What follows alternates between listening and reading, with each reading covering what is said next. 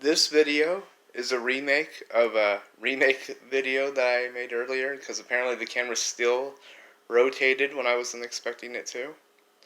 But I think I figured out why it's doing that. I think it's when I think I need to make sure that I hold the phone the same way for the entire video. And I thought that it could do the rotate during video and it'd be okay, but I guess that messes it up or something. Anyways, so this time I had the phone sideways and I'm just going to keep it sideways the whole video. And in this video I'm going to go ahead and show off how a PS2 looks like on an HTV. I mean not an HTV, on an LED HD TV. I'm going to show a PS2 on there using and the way we're going to be getting the picture onto the TV is using a component converter. So we have component cables coming out of the PS2 right here. See this big Intech look, cord made by Intech.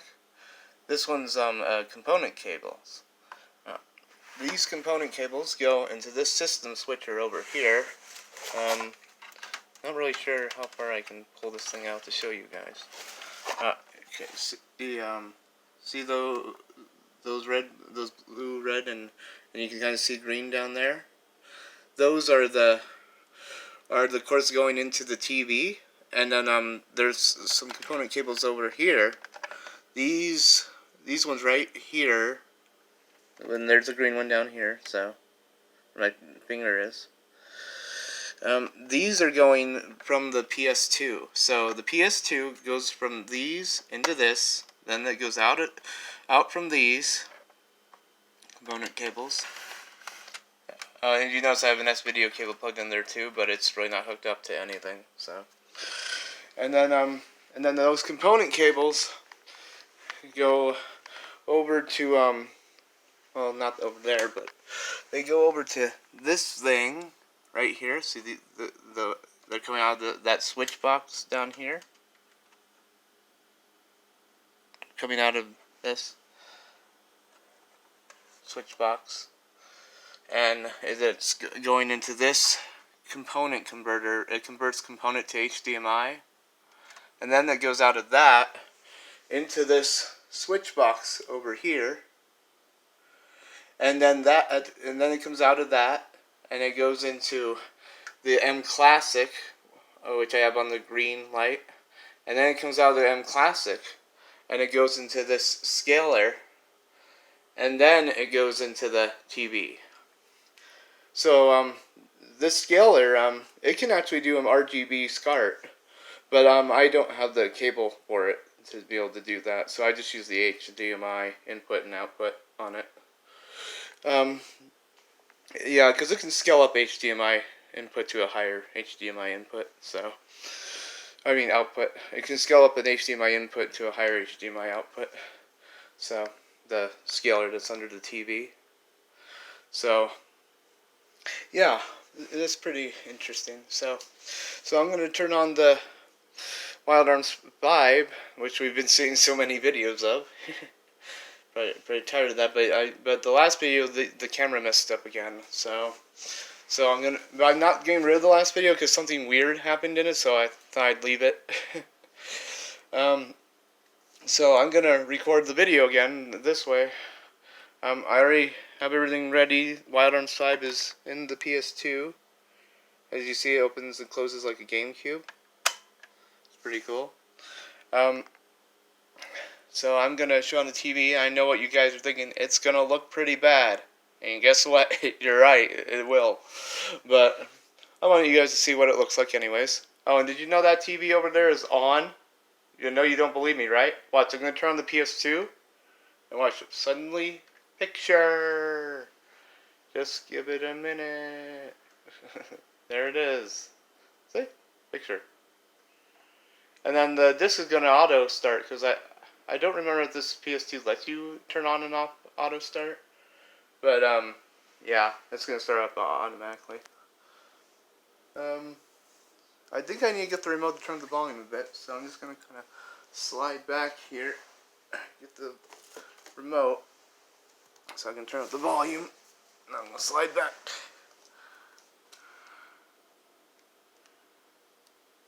There we go. Okay, sometimes I forget PS2s take a little while to load. Yeah, because when I tried this game on my PS3, it like really loaded a lot faster.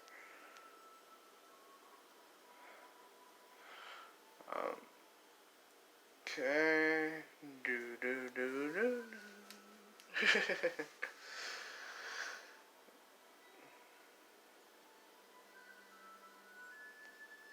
Now you might be thinking, oh, that doesn't look too bad for a PS2 on an HD TV, LED HD TV. And yeah, and that's true. And it's also true that the scalers are helping it.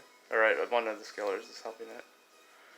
And so are component cables. But you can still tell there's a little bit of blurriness there, here and there. So I'm going to start the game. And I'll just go over to mirror pulse like I did in the other videos, but I'm not going to go there to crash the game. Well, actually, maybe I will crash the game on there. Never mind. I'm going to crash the game on there just to, or not crash it, but show you what happened. Show you that this game crashes when you do the thing over when you go to the mirror pulse and read a sign. Or read a billboard, I mean. But yeah, so it kind of looks like this. It doesn't look too bad on the phone, but on the TV it looks really bad. Because the phone's kind of clearing this up a bit, which is something I've been noticing when I record videos. But yeah, so we're going to head out this way, out of the town. Say yes. Sorry, my arm kind of hurts, so it's just making it hard to hold the phone straight. Okay. Just wait for that to load. Did my encounters come on again, really? There we go. Anyways, items, teleport orb, go to mirror pulse like we did in the other videos. And we're gonna show that it crashes, even though we're playing this PlayStation 2 game on original hardware. And this crash happens not just on this disc, but it happens on every disc I've tried on Wild Arms 5. So let's just take a look at this. So we come up here. I guess I'll do both Wild Arms 5 games, which I kind of don't want to do, but we'll do it. And you can kind of see how blurry it is in this town compared to the last one. Here, oh, I can't jump off there. And what kind of invisible wall is that? Oh, and there's a bird. But, yeah, so, yeah, see, it's all really blurry. You can see it on the ground if you look at the ground. Okay, so we've been over here. So I'm gonna go go over to where the game freezes. And then you're gonna be thinking, well, that's just because your disc is damaged. Well, both of my discs freeze in the exact same place, so I don't think it's a damaged disc then, because it's gonna be a different spot that would probably freeze otherwise for the other disc. But no, it's gonna freeze it both. So watch, I'm gonna read this. And then the game will freeze in just a minute. And there you go. It froze. I'm pressing the X button. I'm pressing the buttons. See, I'm like pressing it. It's not doing anything. See? It froze. So I'm going to turn off the PS2 now. As you can see, we're using this PS2. I open it up. Here's the disc, Wild Arms 5. That's what we were playing. And see, it does say it's a PlayStation 2 game, even though the disc is like upside down from spinning earlier. I'll take out the disc and you can see it right side up. And now I'll put in the other Wild Arms 5 game I have, because I have two of these discs. I mean, they're the same game, but I have two different. I have two of the discs for Wild Arms 5. So I'm gonna go ahead and yeah. So see, it's right set up now, PlayStation 2. So it is a PS2 game when you tried it on original hardware, PS2 Slim. Unless there's some weird thing about PS2 Slims and you need a big PS2 to make these games work. I mean, without crashing at that part. Good news is, in these Wild Arms 5 games, you can actually just skip that part. So you don't have to... So even though the game crashes there, you can skip that part and still keep playing the game. But I would like to know what happens after you're done reading the billboard. And just what happens? I don't know. I've never been able to find out. So anyway, let's put it. And as you can see, I just put that Wild Arms 5 game over there. Now I'm gonna put this one in. See, I do have 2 discs of the same game.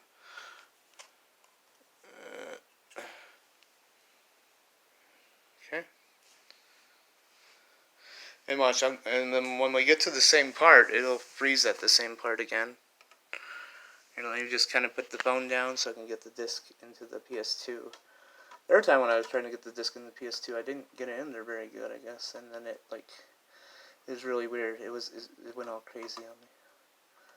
So, let's see if we can get this in here. I hate trying to get these into a PS2.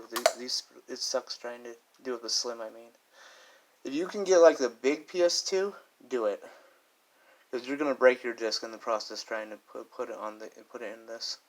Because unlike a GameCube where it has where this thing goes kind of down and in while you're pushing on the disc, like if you push your finger on the middle thing that holds onto the disc, this thing doesn't. So it's like firm and hard on there. So you have to like push it down hard. Like it's kind of like if you ever try to put a GameCube game inside a GameCube case, yeah, it's kind of hard to do. That's how this is. And see, I'll close it up. But yeah. So, but the GameCube itself has always been really good about how you put disc in the GameCube. Just not the cases. The cases were terrible because if you couldn't pull them out, the discs out the right way, they get caught and you could end up breaking them. And I just don't know why companies keep on making things where you could break your disc when you're just trying to play what you're making. I mean, I know that they'll make more money by you breaking your game, but if anything, I think they should almost be sued for it because you're paying money. You shouldn't have to pay for it again. But anyways, especially when it's not your own fault that it broke, it's the fault of the people who made the thing in the first place. Okay, so I'm going to turn on this PS2. Should be able to tell, but it's like a red light right now. Or no light. Well, it's a red light, but no, you can't see it. It's kind of dark.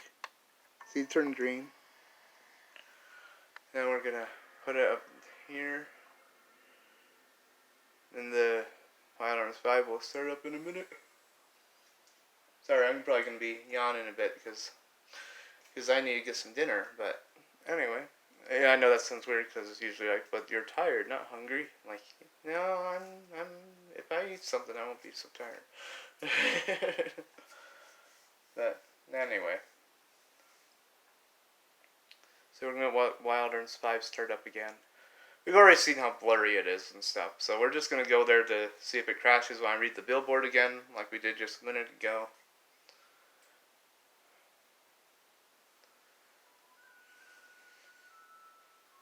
And you might be wondering why I'm showing that these crash when reading that billboard. I'm doing that to go ahead and show that that even original games on original hardware, they crash. It's not just so if you have a PS2 or PS1 game and it's crashing on your PS3, try it on original hardware and it crashes there too. Trust me, it's not emulation.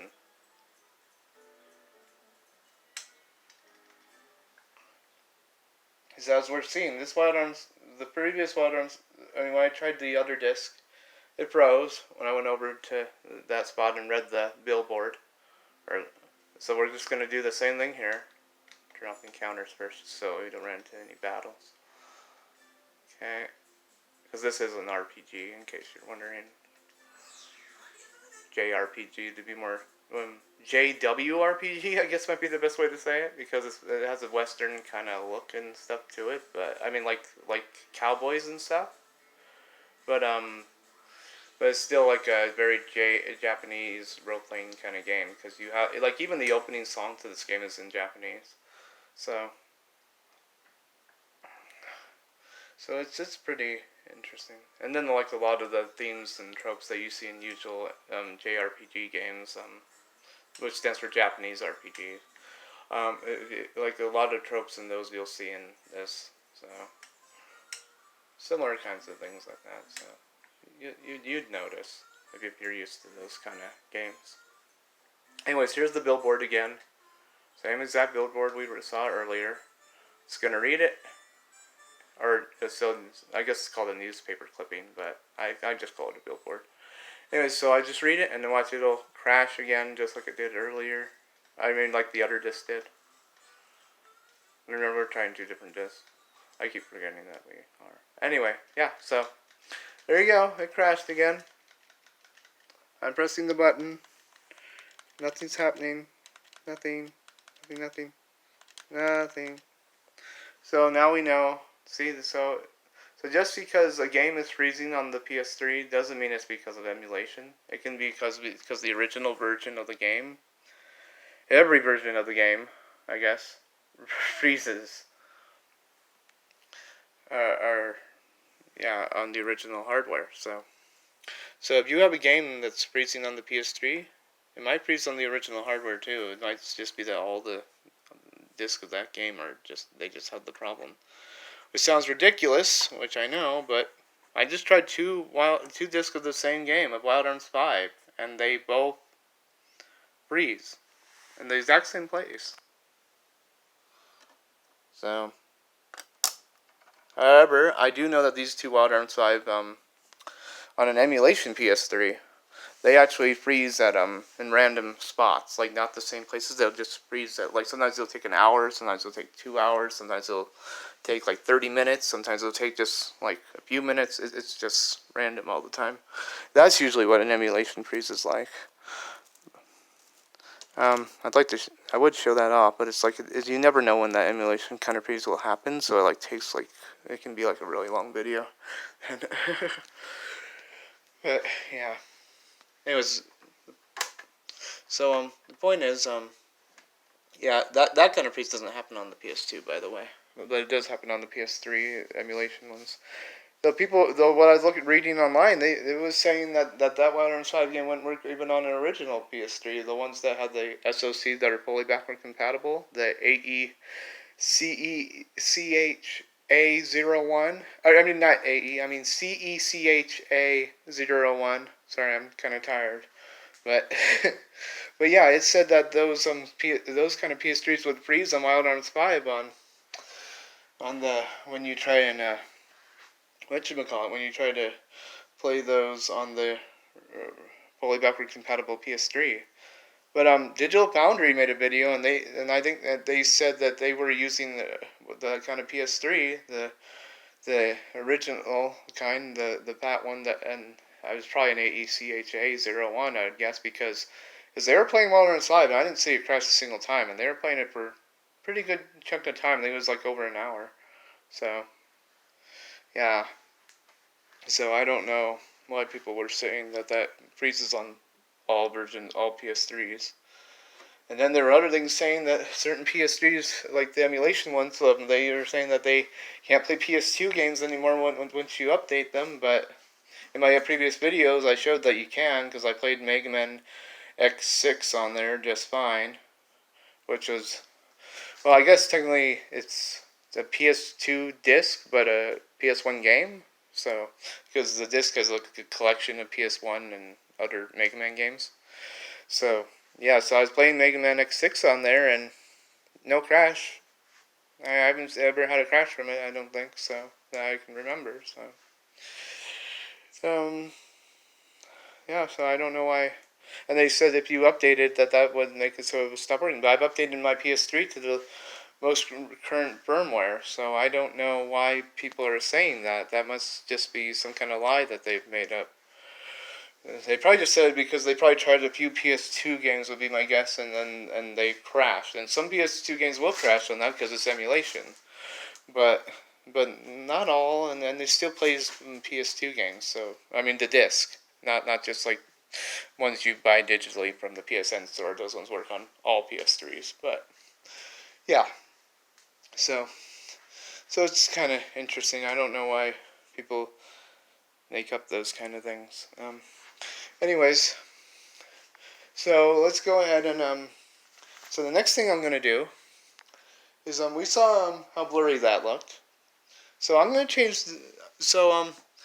Over here I have a Nintendo 64 with Snowboard Kids 2 in it, and I'm gonna show you what that looks like on this HDTV. And I know you're probably thinking that's gonna look even worse than the PS2 did.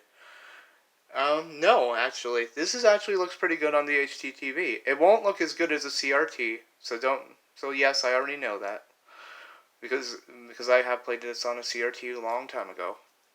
But it still looks really good, and I think you'll be pleasantly surprised at how good it'll look on the TV, on this LED HD TV over here that I have. This great big one. So. And then after that, I'll talk about how the picture is getting there so good. I'm going to leave out one little part that I want to talk about in another video. So, oh yeah, and in case you're wondering, that cord is an extension cable hooked to the 64 that my friend gave me, and then he also gave me this red Nintendo 64 controller. I've always really liked red ones, so I like that, and it's an official Nintendo one. The shell is, at least, because you might not be able to see it, but it says Nintendo there. It's kind of hard to see it though. Maybe if I lower the lighting, maybe you can see it. Oh well, you can kind of see it now. But yeah, that's the problem with this phone camera. It's never been very good. And he also changed this stick out, so now the kind of control, he changed out the control stick, so the kind of control stick it has now, like it won't ever it probably won't ever wear down over time like the way the Nintendo 64 control sticks do. And now, and even though I prefer the regular Nintendo 64 control stick over this one, I would still take this one that my friend changed it with any day over one where the over a Nintendo 64 controller that has a stick that's almost about to fall off. Because he kind of gave me an option when he said I could choose this controller. I'm like, yeah, I'm gonna choose the one with the better stick. But yeah, so. Anyways, but yeah, so yeah, I prefer the regular Nintendo 64 control stick a bit more, but only when it's in good condition. But this one, yeah, I'd definitely use this any day over one that has a control stick that's almost falling off though. So yeah, so it's pretty cool controller. Anyway, so first I need to change the input so we can see the Nintendo 64. So sorry, this is kind of hard to change the input sometimes. Nope, not that one. That's a different input.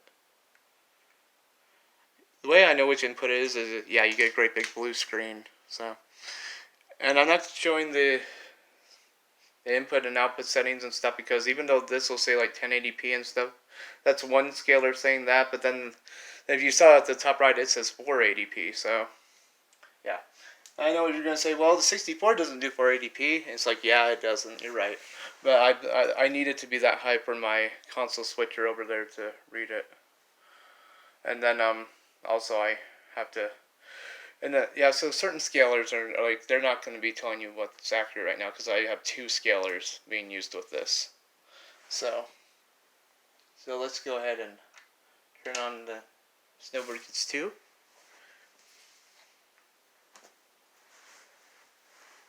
Okay.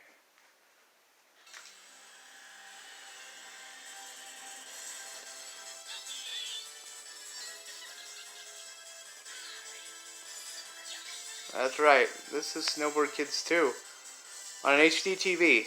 And look how clear that actually looks. It looks so very clear. It's not, I mean, not as good as a CRT, but look, it looks very clear. I don't know about you, but I've never seen a Nintendo 64 look this clear on an HD TV before. Snowboard Kids too. And if you noticed, the colors look correct too. They don't look all like really oversaturated or really just horrible. They look correct. Now you might be saying, well, your aspect ratio is off.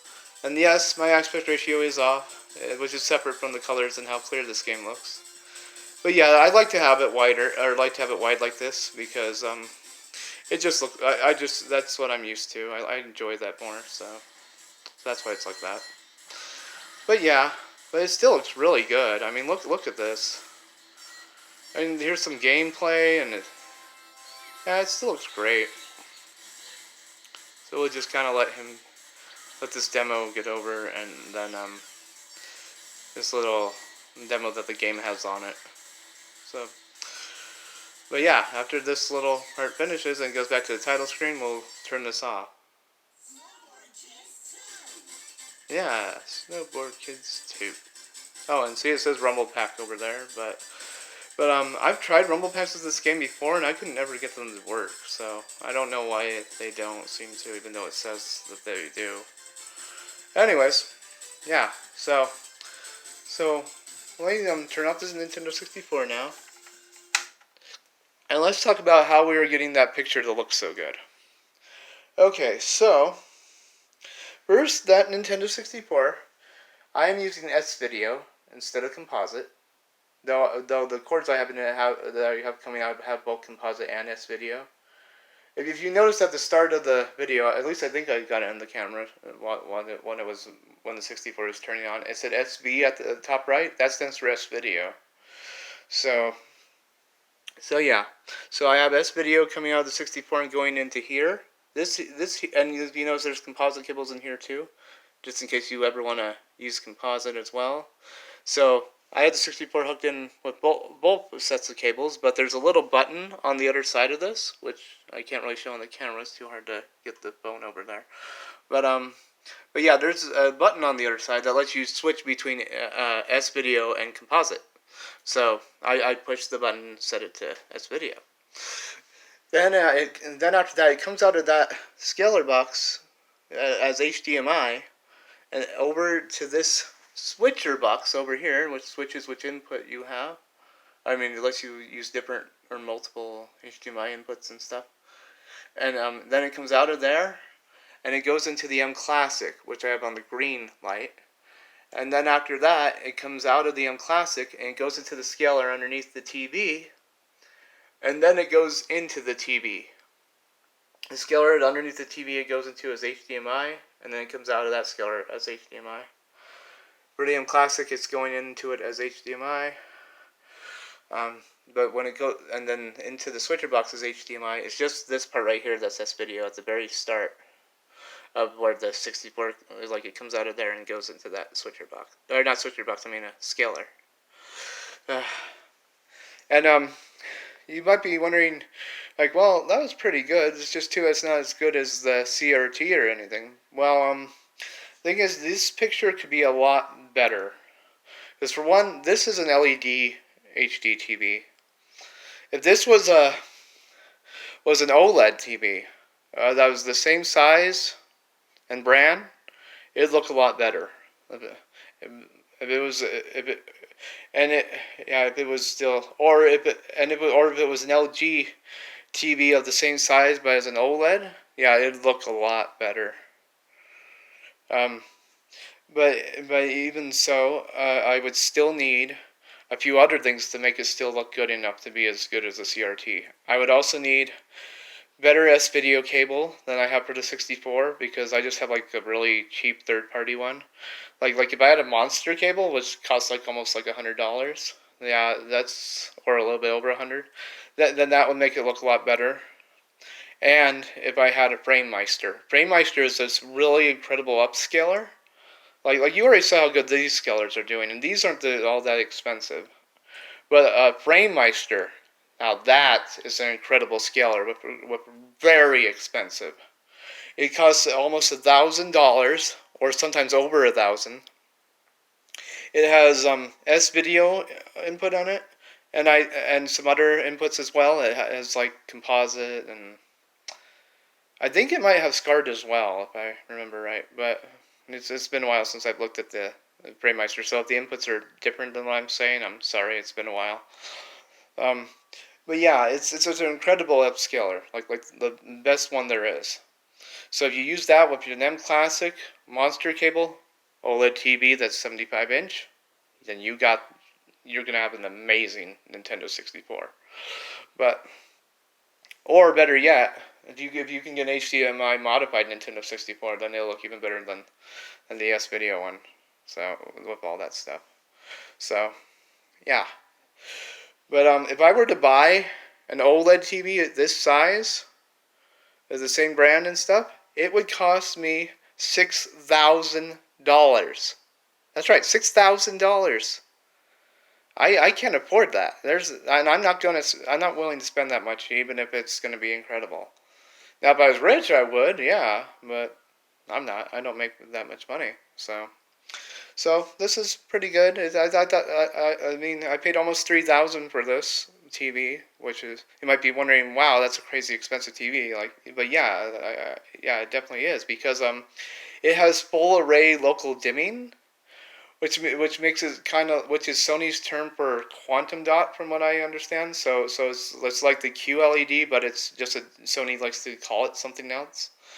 So it has something similar to that, and then also this TV on top of that has off-angle viewing. So unlike most LED TVs, if you come over here to the side, the picture's really not going to look worse or anything. I mean, wondering why it's looking brighter like that? That's actually from my phone. And even if I turn off the light, it's from the phone, because I don't see that lighting if if I'm looking out, if I'm not looking on the phone. So that white light. So this TV, like, it has off-angle viewing. So if you go to the sides, just those colors aren't going to look all messed up and stuff and things. So usually OLED TVs, it doesn't matter if you go to the sides, because that's like it stays the same no matter where you go. But like most LED TVs, it gets all off. That's why if you notice when we were watching Snowboard Kids 2, it looked. I mean, the colors looked the same, like going like this, as they did if I were to go straight on with the camera. So, I mean, or with the phone, I mean. So, yeah. I mean, the colors looked okay even at an angle. So that's one of the cool things about this LED TV. The only problem with this is the ports, the HDMI ports on it, and some other things too.